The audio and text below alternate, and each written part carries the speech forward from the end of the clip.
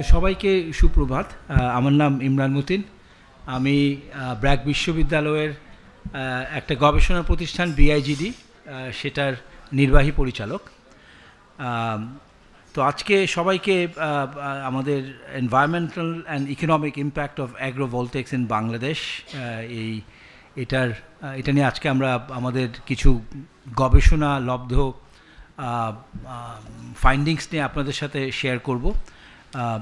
আমি প্রথমেই আমাদের আজকের যে অনুষ্ঠান সেটা যে chief guest mister M.A. Mannan, honourable MP, chairman standing committee on ministry of planning, Bangladesh parliament, ওনাকে স্বাগত জানাচ্ছি এবং সাথে সাথে আপনাদের সবাইকে স্বাগত জানাচ্ছি। তো প্রথমে শুরু হিসাবে আজকে একটা ঐতিহাসিক দিন, ঐতিহাসিক 7ই মার্চ, এবং আমার কাছে মনে হয় এই দিনের সবচেয়ে বড় যেই প্রতিপাদ্য সেটা হচ্ছে যে আমাদের ইনডমিনেটেবল spirit to really stand up to the most audacious way of approaching any big challenge. এটাই হচ্ছে আমার কাছে মনে হয় with the right type of leadership, মানে আমরা as a nation আমাদের সেই ধরনের সক্ষমতা আছে, সেই ধরনের অড্যাসিটি আছে to be able to really rise up to the most impossible challenge that is thrown in front of us. তো আমার মনে হয় সেই স্পিরিটটাই আমরা আজকে আলোচনায় আমরা আনবো। আমাদের সামনে যেই আলোচনা আজকে করব, আমাদের সামনে যে, এবং we are already in the middle of the whole climate change crisis, এবং সেই ক্লাইমেট চেঞ্জ ক্রাইসিসের একটা আন্ডারলাইং যে মূল আন্ডারলাইং ক্রস কাটিং চ্যালেঞ্জ সেটা হচ্ছে দ্য এনার্জি এবং ফসল ফুয়েল থেকে আমরা কীভাবে সরে আসব। এবং এটার গুরুত্বটা শুধুমাত্র মানে বৈশ্বিক ক্লাইমেট চেঞ্জ কনটেক্সটেই যে এটার গুরুত্ব তা কিন্তু না, এটা আমাদের জন্যই অত্যন্ত গুরুত্বপূর্ণ। আমাদের ব্যালেন্স অফ পেমেন্টের যেই চ্যালেঞ্জেস, আমাদের নিজেদের স্বার্থের কারণেই আমাদের সেই ধরনের ট্রানজিশনটা করতে হবে আমাদের। সুতরাং এটা একটা শুধুমাত্র বৈশ্বিক চ্যালেঞ্জের জায়গা থেকে না, এটা অ্যাবসলিউটলি একটা ন্যাশনাল প্রায়োরিটির জায়গা থেকে আমরা মনে করি এটা অত্যন্ত গুরুত্বপূর্ণ। তো এই পুরো রিনিউয়েবল এনার্জির মানে জায়গাতে সবচেয়ে বড়, সবচেয়ে প্রমিসিং যেটা সেটা হচ্ছে সোলার, কিন্তু সেখানে নানা ধরনের সমস্যা আছে। অনেক ধরনের সমস্যার ভিতরে ডিরিস্কিং একটা বড় সমস্যা, যে এই ধরনের আমরা যদি ইনভেস্টমেন্ট আসলে করতে চাই তাহলে ডিরিস্কিংটা কীভাবে করব এবং হাউ ক্যান উই অপটিমালি ডিরিস্ক। যদিও আজকের আলোচনা আমরা ডিরিস্ক নিয়ে করবো না, কিন্তু আমার মনে হয় আমাদের ফসল ফুয়েল বেসড এনার্জি সেক্টরে যেভাবে ডিরিস্কিং করা হয়েছে তার চেয়েও হয়তো অন্যভাবে আরও এফিশিয়েন্টলি আমাদের পক্ষে ডিরিস্কিং করা সম্ভব। সেটাও একটা খুব গুরুত্বপূর্ণ আলোচনা, যে আমরা কিভাবে এই রিনিউয়েবল সেক্টরকে ডিরিস্ক করব বা ইনসেন্টিভাইজ করব। যদিও এটা আজকের আলোচনা না, কিন্তু আমি জাস্ট বললাম এটা অত্যন্ত গুরুত্বপূর্ণ। কিন্তু আরেকটা যেটা গুরুত্বপূর্ণ কনস্ট্রেইন সেটা হচ্ছে ল্যান্ড অ্যাভেলেবিলিটি, এবং বিশেষ করে যেখানে আমাদের জমির অপর্যাপ্ততা আছে, এবং বিশেষ করে আমরা কৃষি নির্ভর এক দেশ, এবং এটার সাথে আমাদের এখানে কিছু ট্রেড অফস আছে। তো এইখানে আসলে এই অ্যাগ্রিভোল্টেক্স যেই টেকনোলজিটা বা যে ইনোভেশনটা সেটা কিন্তু কোয়াইট প্রমিসিং, এবং এটা নিয়ে আমাদের মূলত গবেষণা, যেটা আমাদের BIGD থেকে আমাদের research fellow doctor Rohini Kamal, উনি এটার সাথে এটা লিড করেছেন with lot of support from ministry of planning, এবং সেজন্য আমাদের অনারেবল MP উনি যখন মন্ত্রী ছিলেন আমাদেরকে অনেক সহায়তা করেছেন নানা ধরনের তথ্য উপাত্ত দিয়ে, এবং সেটার জন্যই আমরা কাজটা করতে পেরেছি। কিন্তু এই কাজটা মূলত কিন্তু একটা মডেলিং, একটা সিমুলেশন এক্সারসাইজ।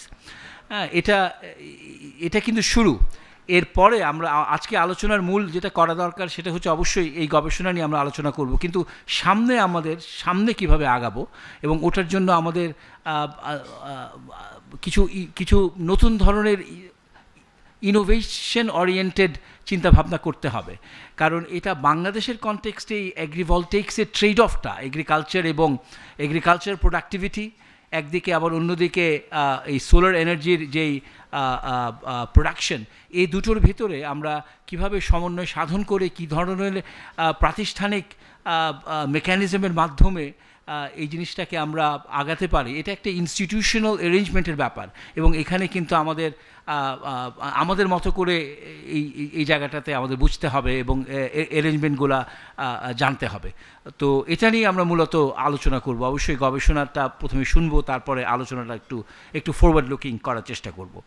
তো আমার মনে হয় আমি আর খুব একটা কথা না বাড়াই, আপনাদের সবাইকে আজকের আলোচনা এবং আজকের রিসার্চ প্রেজেন্টেশনে সবাইকে আবার আমি স্বাগতম জানিয়ে আমার বক্তব্য এ পর্যায়ে শেষ করছি। এখন আমি doctor Rohini Kamal, research fellow BIGD, ওনাকে বলবো আজকের যে স্টাডিটা সেটা একটা প্রেজেন্টেশন দেওয়ার জন্য। রোহিণী। থ্যাংক ইউ ইমরান ভাই, সকলকে অনেক অনেক ধন্যবাদ এখানে থাকার জন্য। But really honestly a special thank you to sir. I was trying to get the data for a long time, and then without sir's involvement and input, this research would not have been possible at all. The kind of data that we used here, especially on employment, that kind of data is only available with the GED. We tried we spoke to World Bank, ADB, but that level of disaggregation is not available anywhere else. So without the GED's generosity in sharing the data, we could not have done this. So without further ado, I'll start my presentation. I know everybody has many other time commitments, so I will quickly go over the presentation and then hopefully hear from you. So I'll start with the motivation, give an overview, go a bit in the steps, and then share my results. But as Imran Bhai said, the most important portion is then thinking of the next steps, because this is a modeling exercise. It's theoretical, but practically what are the next steps are, I think, important to discuss. This research was motivated by the real challenge that developing countries like Bangladesh face in addressing its energy needs, but in a world with increased climate change risks. We are poised to become a middle-income country with a need for reliable energy. But despite our massive growth, we still have a very low per capita energy. You can see that our per capita energy use is 476 compared to the USA, which is 4,437. So we actually do have projections that the energy use will be increasing, especially given the GDP growth. Most of our power mix currently comes from fossil fuel, over 80%, and we're importing the fuel. We're importing the fuel to be able to generate electricity. Foreign reserve constraints amidst rising cost of importing fuel provide an added impetus for finding an alternative domestic renewable solution. Here you're seeing the price hike in fuel and we all know that the kind of pressure this is creating on the foreign reserves. So this is the background and the motivation.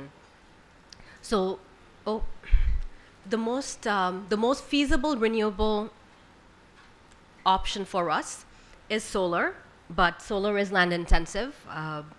It requires more land per unit power generated than coal, which in a densely populated country like Bangladesh is a major factor.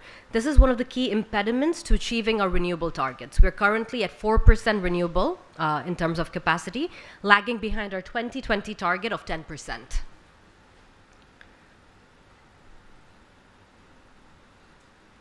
Further constraining land availability is the land use policy limiting use of arable land. The policy is motivated by household dependence on agriculture.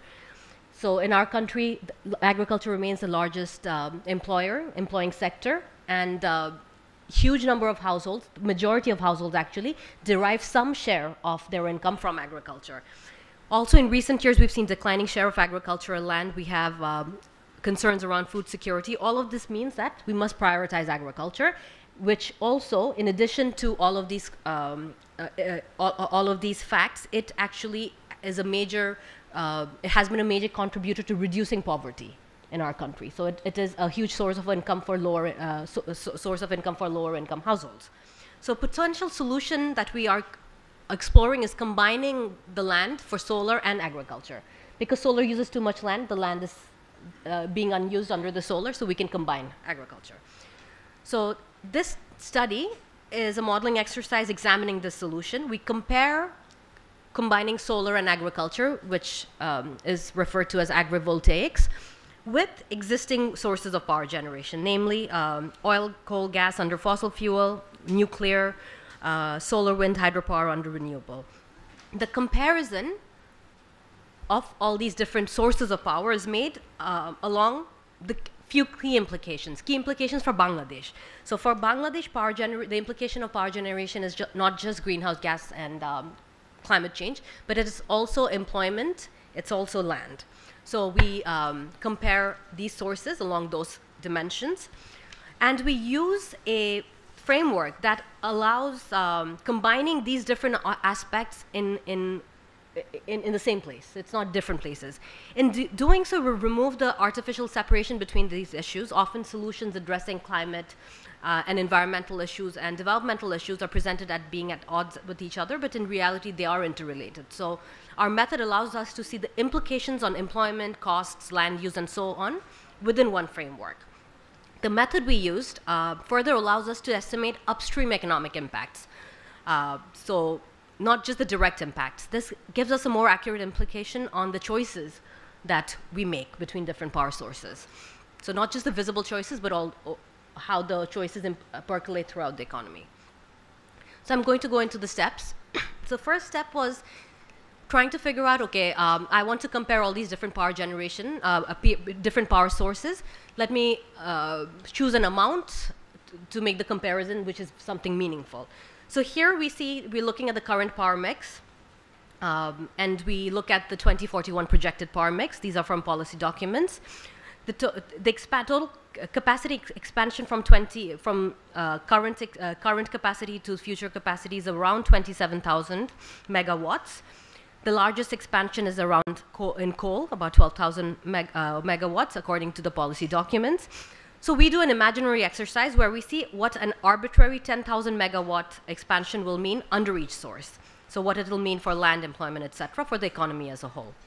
So this is just to give a context why we chose the 10,000 megawatt. We can do this for any amount. So to do this upstream analysis, look at the upstream impacts, we first need an input-output matrix, which we got from the GED. This essentially breaks down the economy. Oh, sorry, I'm skipping this step. So this was just showing the expansion and the amount we chose. So this is what we basically got from the GED. So the input-output table is an N by N matrix. It breaks down the entire economy into discrete industries and shows the interlinkage between an industry in dollar amounts. So on the left-hand side is an example of these industries. So for these same industries, we also need employment per output table, which we got from the GD as well. Moreover, the employment information was very disaggregated. It had information on wages, skill level, low, medium, and high skill level, and gender as well. And we also got land and emissions data from other sources. Land data, we got some from the Power Development Board. We got from EORA data set. Emissions, we just found it online using the CDIC data set. So I can go over this later if needed, but basically when we combine all of these data sets in a certain way, in this way, what we get is what $1 invested in each of the 35 industries I showed, what it means for employment, land, and so on. We then translate this 35 industries into the energy sectors, the energy sources. So gas, coal, oil, hydropower. These are the factor intensities. So if I put $1 into gas, $1 into coal, power gen, $1 into hydro, these are the millions of jobs per year. This is the number of jobs for female, for men, number of jobs in low skill, medium skill, high skill, the amount of land intensity, direct and upstream, and the wage for each of the different sources of energy. So this is one portion of it. So this is step 2. So now the step 3 is going back to that capacity expansion. So we had set 10,000 megawatts. We see how much, we have to multiply that with the previous data set. So we multiply the arbitrary 10,000 megawatt or any amount that we want with capacity factor. Then we look at the LCOEs, and we get how much money is going in for that capacity expansion. When we multiply this with the previous table, what we basically get our results. So I'll go straight into the results. For land, we see something interesting. When we look at just the direct land, as we mentioned, so this is the land on which the power plant is built. We know that solar needs more land than coal. But when we start looking at upstream impacts, this is no longer true. So upstream in land would mean not just the land on which the power plant is situated, but the land required to produce say the brackets, the steel brackets on which the panel is built, the land needed to produce, say, cement or brick for the physical structure, and so on, an infinite upstream impact. So because solar panels are imported and there isn't much construction, we see that the upstream impacts, there is not much land used for solar compared to the fossil fuel sources. So obviously, when we're combining agriculture with solar, even direct land uses less because we're using the same land for two purposes. Next, we have the emissions, which is as you'd expect. Coal, gas, they have higher emissions on both carbon emissions, but also co-pollutants. We looked at nitrous oxides and sulfur dioxide. But the employment results were interesting. So for employment, we see that nuclear generates the most wages and solar the least wages. Again, this is upstream also, total and indirect. When we look at the gender, we see that the difference in employment generated for men and women is the least for agrivoltaics. This is not surprising because agriculture, especially when we include informal activities around agriculture, provide a significant work opportunities for women in Bangladesh. So we see the difference when we do agrivoltaics between men and women, it goes down. We also see that compared to renewable, especially solar, agrivoltaics provide a lot of low and medium skill employment. This makes sense as there is less land preparation and construction in solar compared to gas and coal plants. So there's a lot of construction, land preparation in traditional fossil fuel power plants. In solar, because we're importing most of the solar panels, there is less low wage work. So when we just look at the wage, just look at the skill and the wage, the employment, we see that solar does not do as well. But when we combine it with agrivoltaics, we see for Bangladesh's case that is no longer true. So again, this is what is currently the case. Of course, if we start assembling solar in Bangladesh or start producing solar, that is different then. Then we start seeing more upstream impacts for solar. So to summarize, the methodology we used looked at can combine key considerations within the food, energy, environment nexus, showing the implications of different pathways and choices. The results show that the transition to renewable energy could accommodate those who stand to lose the most in big transitions. The expansion of work opportunities for women as well as for low and middle skilled workers through agrivoltaic expansion should form a key consideration for Bangladesh. Because within the Just Transitions framework, I think that for us, it's not just the emissions, it's also who is getting the work and making sure that it is addressing distributional concerns. So from other examples, we see that there are other environmental benefits from agrivoltaics. There is improved soil condition, reduced need for irrigation because of less evapotranspiration, and so on. We looked at examples from India, USA, China. We did not find, we know that there are two, at least that we could find, there are two projects in Bangladesh, but we could not find data on what their yields, impact on yield is or anything like that. So the next step would be to evaluate and learn from examples in Bangladesh, because in every situation, so from India and China, the situation in Bangladesh is different. The cloud cover could be different. So what crops are suitable for Bangladesh, that would be needed. For each of these crops, what is the impact on yield, if any? Maybe the impact on irrigation. Maybe there's less irrigation needs. What is the impact on solar producers? do solar producers have added issues when there's combining, when there are crops being grown under the solar panels, because the solar panels have to be placed higher, maybe a little more farther apart. So all of those estimates are needed. But nationally, overall, there is need to reassess our current land use policy for agrivoltaics and actually look at what kind of land agreements would work between the solar provider and the farmer, and what kind of incentives, if needed, would be able to allow this. But I think macroeconomically, at least, whatever the individual incentives and issues might be for individual solar provider, solar producers and farmers, macroeconomically, I think this makes sense. With that, I'll end and hopefully listen to comments from people here who have a lot of experience with actually, we have people here who have tried growing agriculture under solar, so we can hear from them as well. Thank you.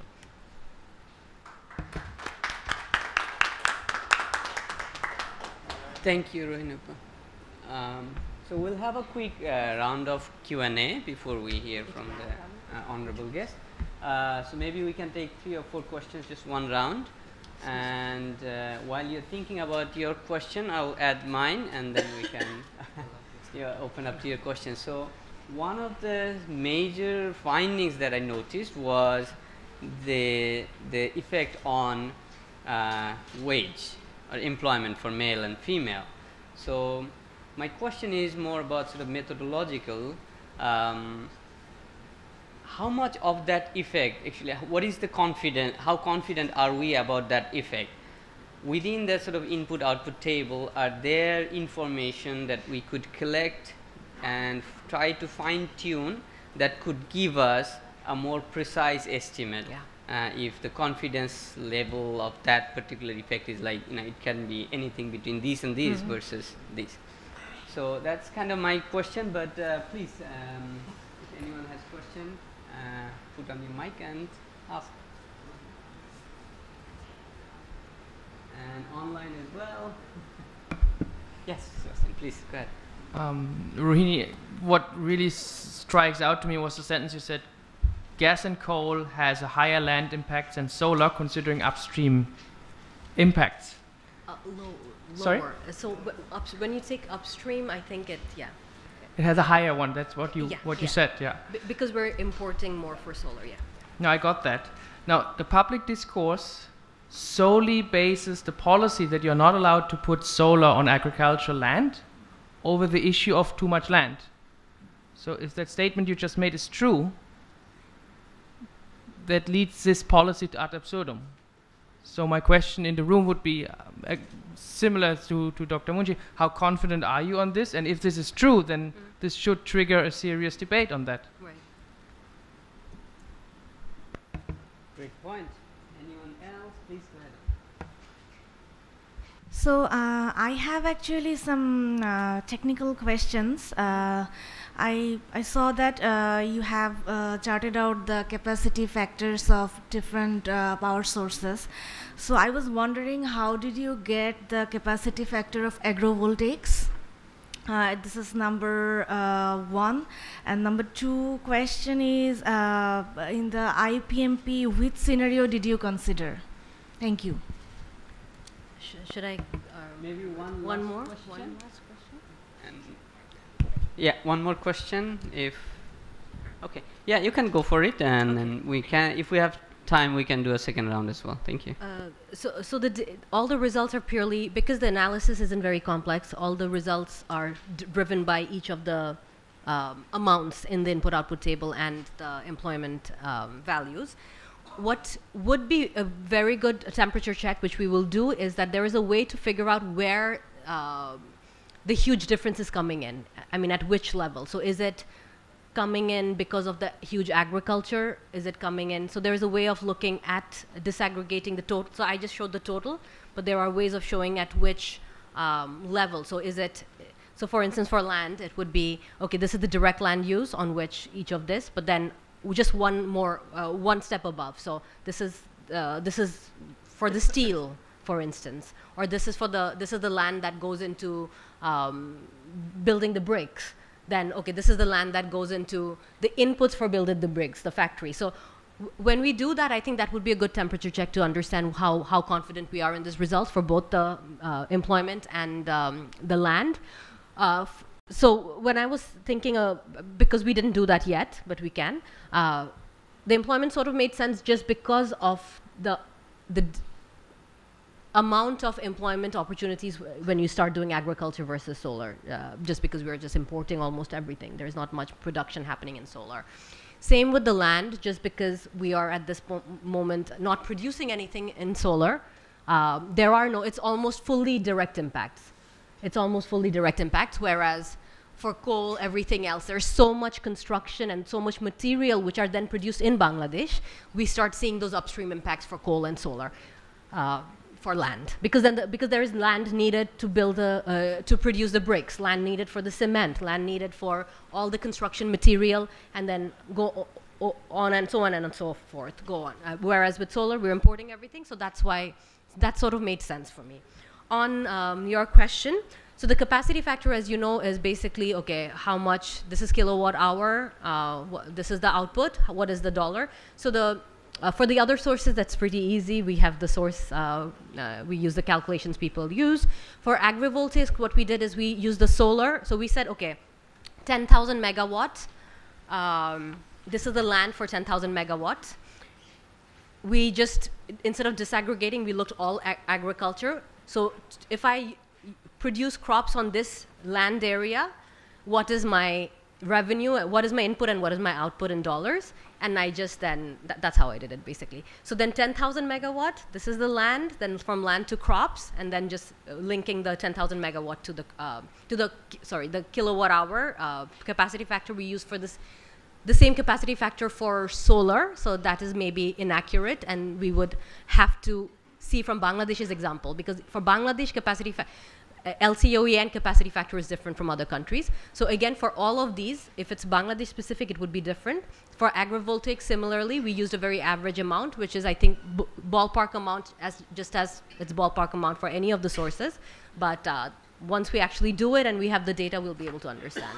I'm sorry, I have a follow-up question. Sure.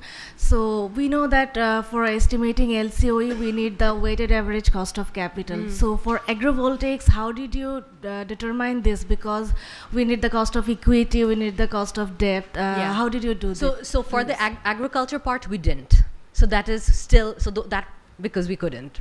So that part is still there. For the solar and the other parts, actually, we, the PDP, and here I have to thank the Power Development Board, they had given us a lot of their project documents to be able to do that and get a temperature check. But for agriculture, we didn't do that. So that portion is still missing from the LCOE value that we did, yeah.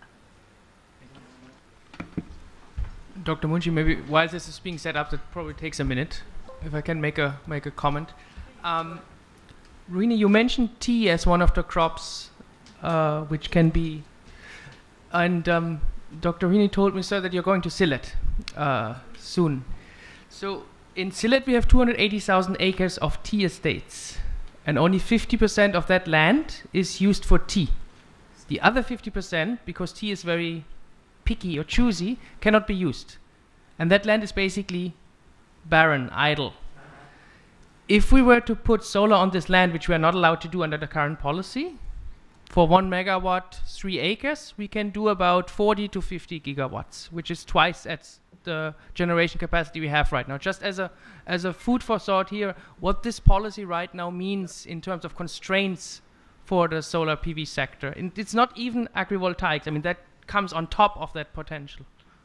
Oh, if you're ready, sorry. So as you start, I mean, I just also had one, just thought. So one is, I think this point that Sebastian made, I think this is also, especially in the tea sector, given the state of the tea workers and all that stuff, I think there could be, kind of win-win opportunities here as well, in terms of really, kind of a lot of the crisis in the tea sector in terms of workers' condition is basically because there are lots of casual workers, right? So there could be new types of institutional arrangement through which tea workers, casual tea workers, could also benefit from this. So there could also be a lot of other win-win opportunities. The other question which I had, Rohini, is is there any way we could, because this whole thing about the upstream not kind of impact on land being low, primarily because it's primarily imported, I think is a kind of a interim kind of a thing. I mean, eventually we would like to do it ourselves sort of as well. At least some of those upstream investments and work would be done in the country. Is there any way we could factor that in to basically then calibrate the land use impact that you basically show? I mean, sort of addition to that, at least in the short term, if the assumption is it's imported, we need to look at what happens to the foreign currency. Right. Exactly. Right. Sorry. Thank you so much for giving me the platform to share some of the research work which is published in a conference last year at Cox's Bazar. So I'm just going to the very technical details which may help you to determine your policy or consider into your different factors like performance or LCOE or whatever. So first I would like to share my contents. I'm going to very quickly on theoretical background, methods, our system design techniques and results. Mostly this work is done in simulation considering different geometrical, environmental aspects. So the main objective is to design an agrivoltaic system in the context of Bangladesh. As we know, the land scarcity is the very big issue, but we want to make a win-win situation here in our design perspective. And also the topic of today's discussion is economic viability or other aspects. We are still working on it. So I'm just skipping these things. So this one part is basically on the theoretical aspects. As you know, we are building solar panels on top of the land. So we cannot cover the whole land based on different crops. As we are considering the almond dhan, basically it is on the dry season and it requires very much irrigation. So, and also we need tractors on moving on to the land, right? So that's why we consider 7 feet height on top of the land, and also considering the shading on that season. We also considered the inter-panel distance and inter-row distance as well. So that actually comes to the, at the end, that we require per hectare only 45% land area we can cover by the solar panel, 45%. So that means you cannot cover the whole land, but it depends on the crop as well. So we need more consideration on other crops, other shading impact related crops. Okay. For almond dhan, we consider at least 3 feet gaps, and the panel estimation is like, we consider the Pirgacha Rangpur 1 hectare land, and this is the concept idea. We provide it on the 3D, like the panel width is 2.5 feet and 5 feet length. It is LG panel, can be imported from the other nations, and inter-row distance we consider 3 feet and inter-panel distance 2.5 feet. That means the width of the one panel. If you consider more gap, the panel gap, if you just consider is more, that means your crop requires more light. So you can choose more shading impacted crops onto that land. But if you just reduce the distance, that means you need shade tolerant crops. Okay, so that's how you can increase your energy production based on the crop and based on the season as well. So we have some season analysis, and we have also considered different monitoring tools. We have some prototypes on those. I'm just skipping those parts. This is the theoretical analysis based on the tilt angle. That means the panel, you cannot put it fixed or you cannot put it horizontally, right? You need some angle, the tilt angle we technically say. So for 3 seasons, we have 3 different tilt angles. So which is the optimum? That is the most important thing. You cannot put it just one particular angle. So we consider the latitude angle of particular area that is the most optimized. How?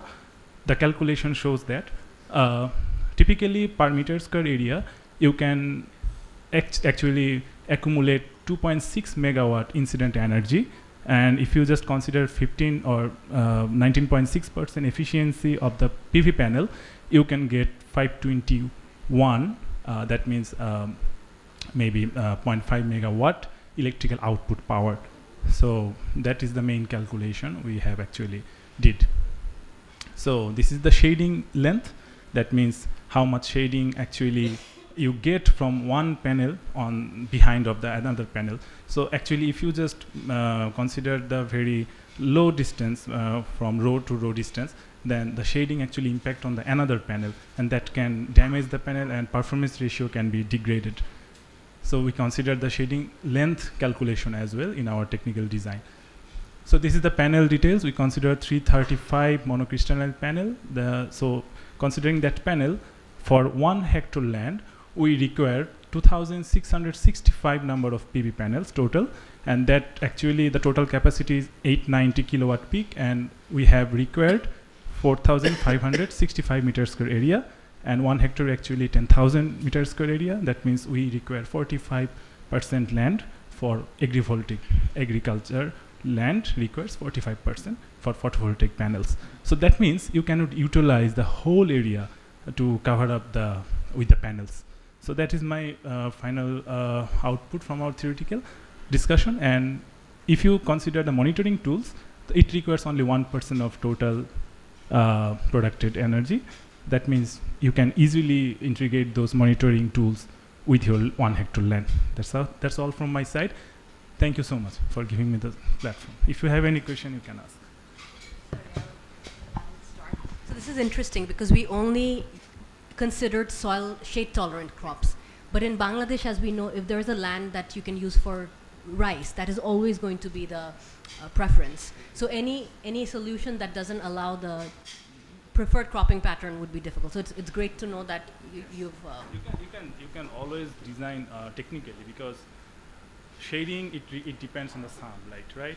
And the crops doesn't require the whole day of sunlight. So if you partially shade that crop, it also produce the amount of production.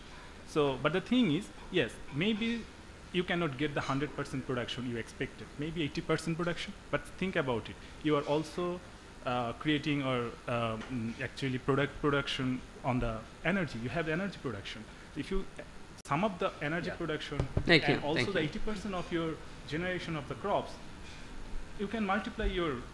Thank you. Yes. No, this is great discussion actually. So we want to hear from the guest as well. But as Imran Bhai was saying, I mean, this is just the beginning. So both presentations for me, my friends know I have a little knack for farming as well.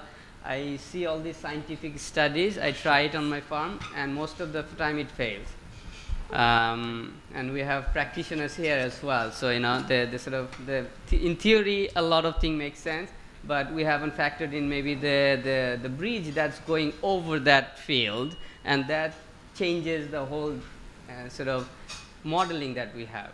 On farming, the slope of my land, that changes a lot of things. So I think this is the first step. In theory, it seems like there is a big thing to gain out of here, but we need some field tests where we actually see agrivoltaics work, both on the energy production and also on the farming and employment.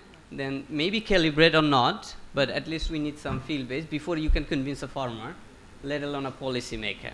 So it's just the beginning. So with all of that, please, yes, please make it quick, but after that, sir, back to you.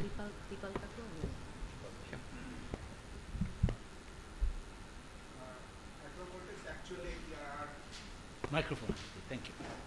There are thousands of agrivoltaics farms already installed worldwide in different countries. In Netherlands. Not only Netherlands, Germany, Korea, Japan, USA, even different countries, thousands of them. Yeah. And they are working fine. And there are two types of plants. And one type of plant that we say shade tolerant, that can grow in low sunlight, like cabbage, broccoli, chili, and mushrooms, sweet potatoes. They can grow in low sunlight, and we can easily do agro photovoltaic system for them. And there are, and most of the major crops in Bangladesh that we have, rice, wheat, tomato, potato, they require lot of sunlight. But even even for these crops, we can do agro photovoltaics. Maybe the crop production will go a little less, but overall productivity of the land I mean, when we combine the solar energy, power generation, and the crop, the overall productivity will go up. And it will, I mean, it will be a secure source of income for the farmers. So we need a lot of, since in Bangladesh context, in the environment of Bangladesh, we don't know how this agrophotovoltaics will work out, how it will perform. So a lot of research need to be done with different crops. Let's say rice, this is the major crops, and all the lands are, you know, they are cultivating crop, the rice or wheat or potato. So we need to do a lot of research, and there's a lot of scope for expansion of agrophotovoltaics in Bangladesh. And if correctly done with right policies and in the right way, so Bangladesh can become self-sufficient in energy, not in only self-sufficient, it can also, I think, export energy in the neighboring countries. Yeah, that's my comment. Thank you.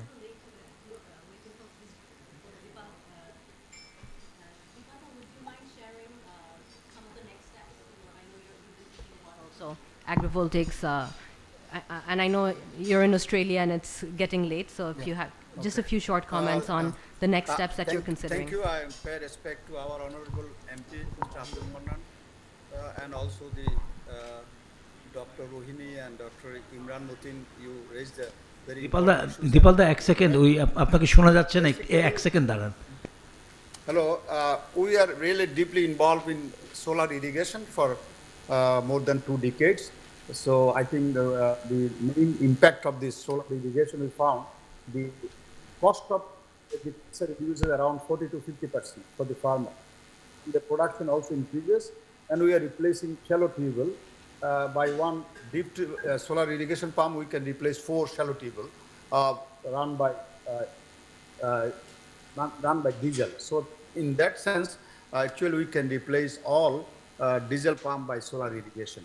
But now we are discussing with the agrophotovoltaic. Recently, we are with the Japan and Environment Ministry. We are designing a called agrophotovoltaic, 200 kilowatt as a experimentation with the pilot testing. And I told them I am very much experienced with the solar for last 30 years. They say, okay, you have an experienced solar home system, solar rooftop, solar irrigation, but agrophotovoltaic is different. And they have already done in Japan. They like to show us how they done it in their own environment. And now we are discussing with them for last 5-6 months, and we are working hard on that research going on in the farmers level, what kind of produce crops they are producing, and after the photovoltaic system, agrophotovoltaic system, what kind of crops they can produce. So I think there is a very positive correlation. So at the same time, you can produce more. At the same time, you can produce also electricity. What is food security and also energy security, both are very important.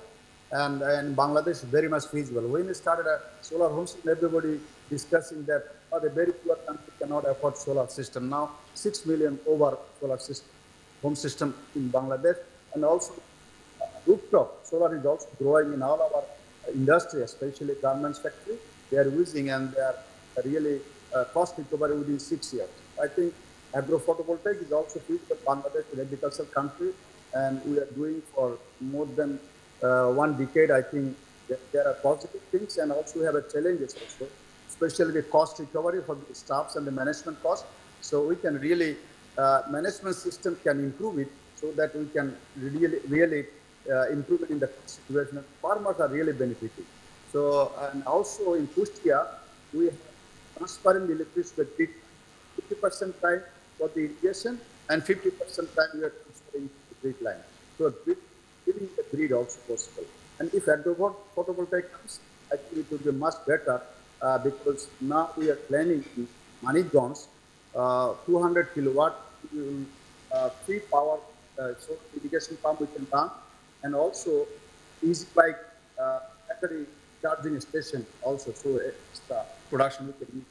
So there's a multiple use of this energy apart from the grid, transferring the grid, and also in the community level, people are involved in the job creation, more production, food security. So I think there will be a revolution in the long run.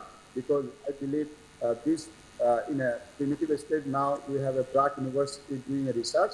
This is a good step because research is helpful, but we can do in the ground level. And Bangladesh, if you don't do in the ground level, only in the research level cannot help. So that's why I believe blending the research and the ground level experience, that can help us to many questions, because theoretical questions is always welcome, but at the ground level we see solar energy is growing. We know the land crisis. That's why the agrivoltaic can play a very positive role in our city. And we have done so many irrigation pumps in Kustia and Dinaspur. Farmers are very benefiting their data. I believe this research will help us, but we are doing joint project with the Environment Minister Japan and also Environment Minister in Bangladesh and Clean Energy Foundation. We are developing a pilot project agrophotovoltaic in management. I think within a couple of months we'll start. Thank you. Thank you. Thank you very much, Dipalda, and thank you everyone for your comments. So I think before I hand over to our chief guest for his thoughts and comments, I think what is really emerging, I think, is the importance of real field trials now. I think there is a lot of, I think there's enough evidence that this is promising enough for us to really do some real field trials, because ultimately before we take it to farmers, I think we really need to get these field trials done to really understand the deep adaptation that will be required. I think in Bangladesh we have, any social innovation that Bangladesh, has been successful with has been based on this approach of deep learning from the field and from the ground realities. And I think this is exactly the same spirit of crawling the design space that we need to really embark on in this challenge as well. And I think that's really what we are hearing from everyone. But I would now like to request our chief guest, Mr. M.A. Mannan, Honorable MP, Chairman of Standing Committee, Minister of Planning, Bangladesh Parliament, to give his remarks. Sir.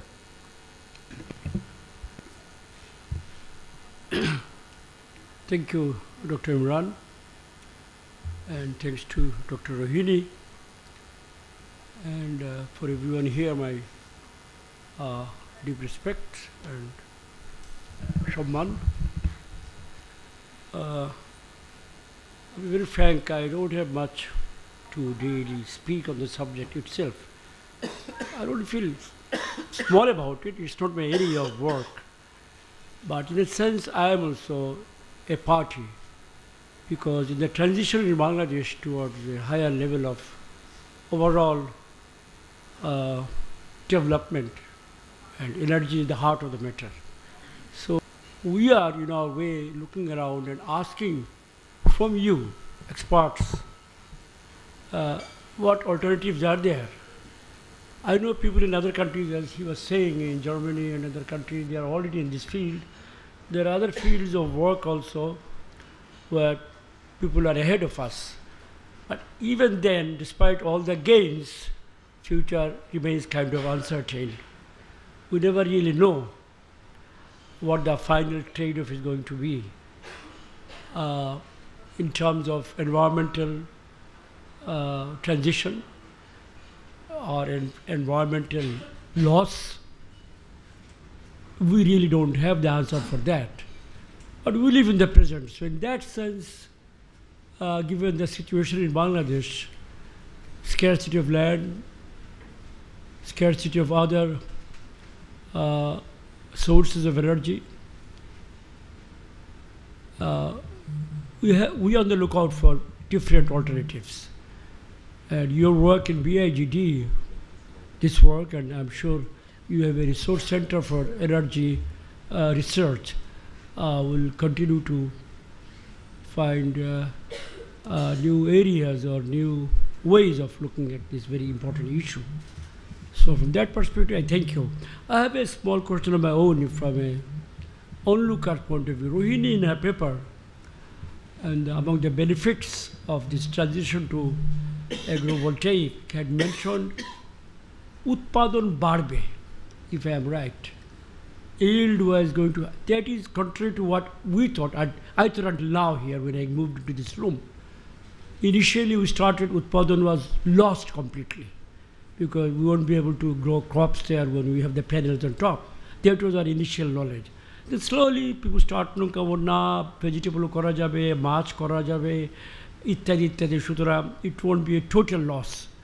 So 20%, 30%, 50% yield থেকে আমরা বেড়ে বেড়ে রোহিণীর কথা মনে হলো যে there is a possibility of 100 plus. That's a magic, I would say. I'm really impressed. এটা সত্যি হয়. On the other hand, Mohammed, another presenter, উনি বললেন যে 80% recovery হতে পারে from the solar output that we get. So he mentioned, he thought about 20% loss. Rohini mentioned about 20% gain or 30% gain.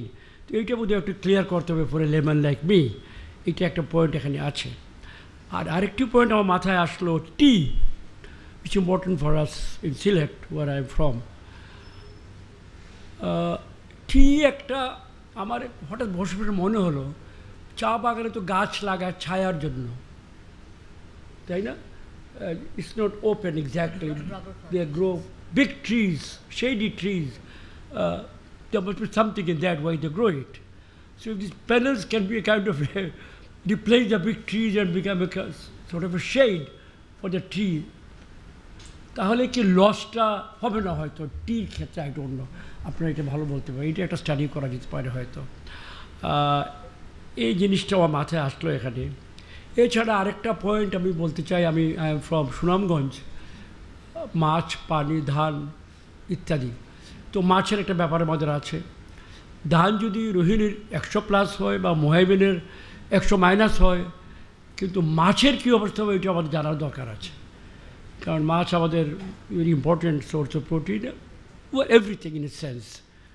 মাছে ভাতে বাঙালি যে কবিতার কথা নয়, মেনই কথা এখন। যাই হোক, যদিও মাছে একটা শিফট আসতেছে, আমরা হ্যাচারি ম্যাচারি কী সব বানাচ্ছি, ধীরে ধীরে বোধহয় দেশি মাছের সময় down the road in future, one of the days, like when you go in the western countries, sweet water fish বুঝে তারা খুব একটা খায় টায় না, তারা ধরে আবার ফেলে দিয়ে দেখছি বড়শি দিয়ে ধরে।